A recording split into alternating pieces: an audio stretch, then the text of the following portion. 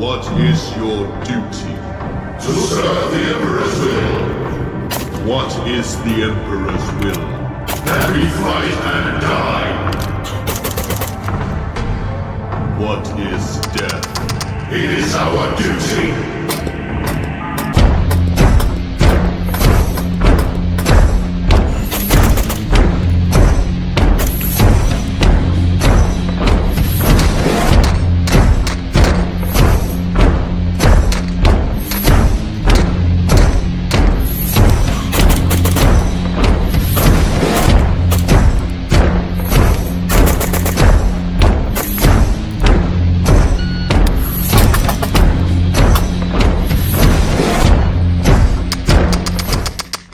What's going on, guys? I'm Chris, and this is Regular Guy Training. So, you read the title, you know exactly what this is about. No, I'm not talking about the jackal at all. That's in testing. I'll keep testing it. But that said, let's go ahead and get on this, because at first there isn't a whole lot that you would think you would have to talk about until you start to actually examine it. Hey guys, I just wanted to remind you that we have a lot of classes that are available right now. Our March is absolutely stacked, and so is our February, in fact, because we got places like Georgia, Alabama, we got Mississippi, we have Huntsville, Ohio, Lebanon, Pennsylvania, and there's a lot of specialty classes included with our regular stuff out there, like our vehicle class, the night vision class, which is sold out, among others. Never mind the fact that we're still able to schedule private classes from here to the end of the year. Oh, and also we have the dedicated AK class going on in Pennsylvania next year. So if you want to check it out, get some training, especially if you come out to Drakesboro, because we have tons of freedom and space to do all kinds of shenanigans. And especially if you guys want to check out the Patreon system that we have going on, where you can either just throw a couple of bucks at us a month to support us, or if you want to use $41 a month, you can get as much training as you can stomach or afford, with a system that's specifically designed for you to abuse it and rob me blind. We believe in developing people, not just taking their money, which is why we want you back over and over, and that's why that system exists. Or if you just want to support us here through a super thanks, you can absolutely do that. Any and all support that you guys want to grant us is 1000% appreciated, greater than you could possibly know.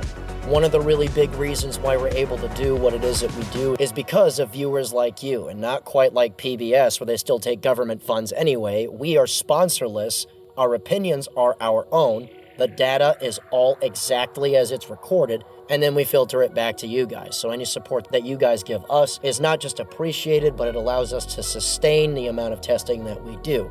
So for those of you that do support us, I appreciate you dearly. Now let's get on with this video. So T2 footprint stuff in general that isn't a T2 isn't a new concept. Somebody producing a cheaper version of it is something that has been done over and over and over again by quite a few people. So it would make sense that the very people that make these make a cheaper version of it. And at first, hey, yeah, that makes a lot of sense. Why not knock it out? The Pro is pretty fantastic. It just takes a weird battery, and it's essentially a Comp M2. But let's go ahead and talk about it as it exists. So, as far as overall performance goes, I have to just sort of lead off with things that I actually like about it a lot. The first and foremost being, I didn't have any trouble with this, no flickering, no stupid things like that. So, okay, great, yeah. The next thing that works out pretty good with it is that as far as the optic goes and its clarity at night, it's just fine. It does great. You drop night vision and you try to shoot passive, and this thing actually works really, really good. And a big thing about cheaper optics in general is the first thing that I worry about personally are the turrets themselves. For instance, if I'm trying to get anything zeroed ever, it really, really does help if the math jibes with the turrets themselves. Not all turrets on all optics are equal, and it's just irritating when I think I need to move over 4 clicks for an inch at 50 and I have to do 5 or 6. Or if I want to do 2 at 100 and I have to do more, find this weird space between 5 or 3 or whatever. So it helps that the turrets themselves are accurate. It's really easy to go out, get an initial zero at 50, dope at 100, cure at 200, dope again at 300, which is generally my process. And frankly, because of these two things, I can't stress enough how worthy that makes this individual purchase for a lot of people. Okay, because if you're tired of guesswork on your optic because the math that you have in front of you doesn't jive with the actual optic, it's to me a big deal, a really big deal, because it would be nice if the math just math and I didn't have to worry about anything else. But unfortunately, every single thing else about this optic is not well executed, at least in my mind, and I'll show you what I'm talking about here in just a second. The mount height itself, for instance, every single T2 mount is inaccurate as far as the height that every mount ever suggests on every website that isn't specific to this optic. And the reason for it, frankly, is that the optic body is just a little bit higher than a standard T2 or every other optic that chooses a T2 footprint that's worth a damn.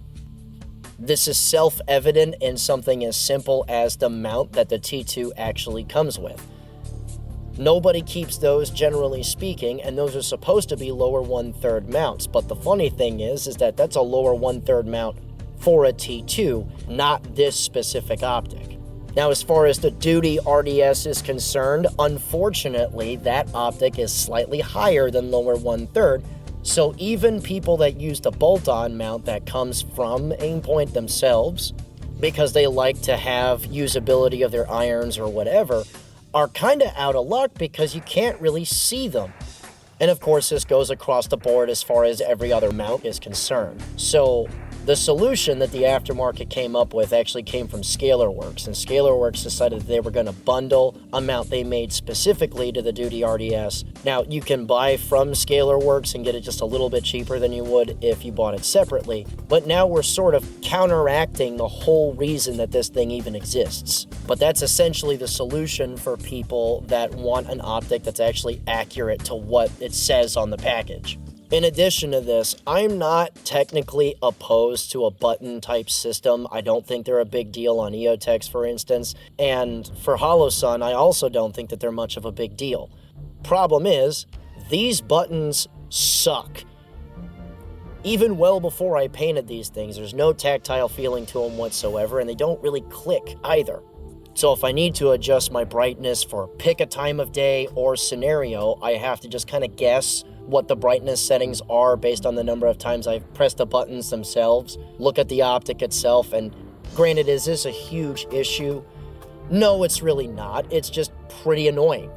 I've never had a problem with whether or not I had to guess at what brightness level an Aimpoint is ever at, so the fact that this is this way is frankly just irritating as hell to me.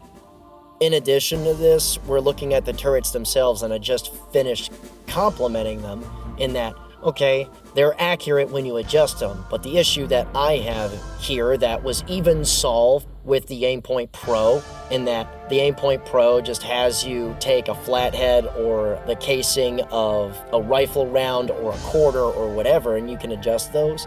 This must be adjusted by an Aimpoint tool. The two little holes that you see on the turret itself does not fit any scope cap that has ever come with a T2, and that to me is extra dumb. For no reason this had to be done at any point. And again, is this a big deal? Not really, except for the fact that you know what's going to happen. One day, it hasn't happened to me yet, thank God, but one day, you're going to want to zero this thing. You're going to believe you've got the tool in your kit. You show up, however long that ride is to whatever range you're going to, and suddenly it's not there. I hate tool-dependent systems that don't come on board the optic itself. I already don't like the Aimpoint T2 or the Comp M5's turrets, in that I have to use these weird little prongs when they could have just went with a flathead style many years ago and just saved all of us the annoyance of having to put those two prongs in the friggin' turrets. But at the very least, I can say that those caps go on real tight, and you have 2 times to screw it up because you have 2 sets of prongs on 2 caps. Moving on, here we have what's sort of the last straw for me, and that's this thing's battery life. I am not the only person that's experienced this. I know a few people that have come out to classes and I've talked to about their experience with the Duty RDS, and the consensus is the same.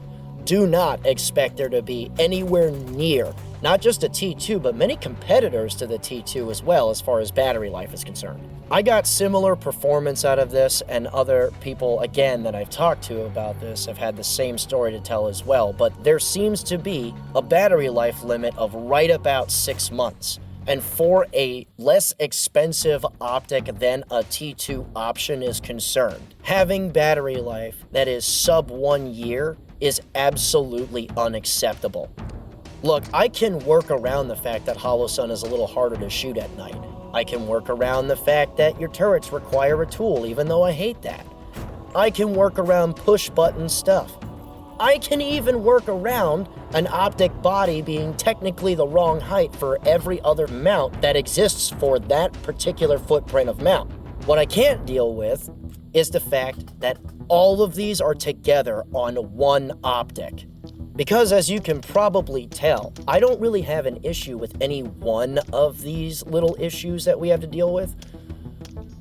But if you stack them together with the fact that not only is it all together on one optic, it's also significantly more expensive than a lot of its competitors that give you quite a few more options.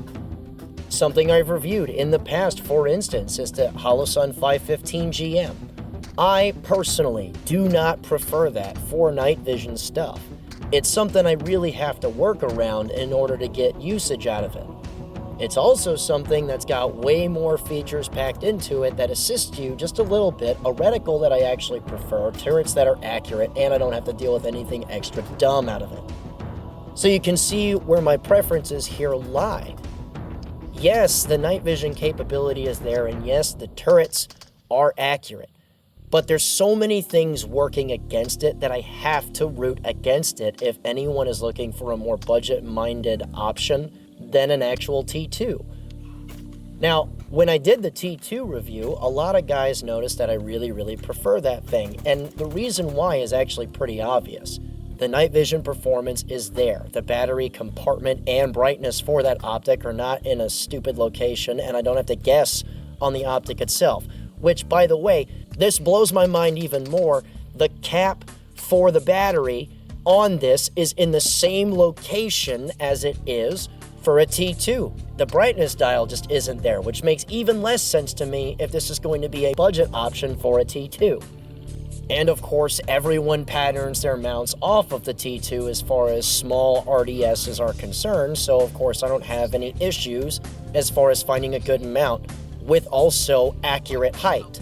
And of course, the battery life that you get for it is way over a year. I mean, hell, just like the Comp M4 video that I did a while back where I said that the battery life in the Aimpoint Comp M4 outlasted my marriage, other people have came to me saying the same joke at class where they come out and say, yeah, I stuck a lithium battery in this guy and it outlasted my marriage, which I found funny. So there's a reason why that optic clearly outclasses the duty RDS, and for me at least, there's too many straws on that camel's back in order for this thing to work for me. I personally would point someone at actually going to get a T2 or going to get an EOTech, or again, if we have to recommend other options that are out there, there are a lot of other options out there that absolutely beat its ass as far as any, and I mean any, feature set, and just about all of them work for you, minus generally enough glass clarity to be really usable with night vision, and some of them are not as accurate or accurate at all as far as their individual turrets for adjusting elevation and windage during the zeroing process. And hell, we even live in a timeline where SIG, of all people, are starting to produce rifle optics that are an absolute trash. So why this thing even needs to exist, frankly, makes me confused in at least the form that it takes now. So, for my money, either save more and get better stuff than this, or go to a better option that will cost less, and that's the real underlining factors behind all this. That said, that's all I got. Remember, guys, a regular guy's firearm is the last defense against tyranny. Be easy. I got it to move again. It's high now. High now. Just that. Like just that. Fuck it, let's see how bad this goes.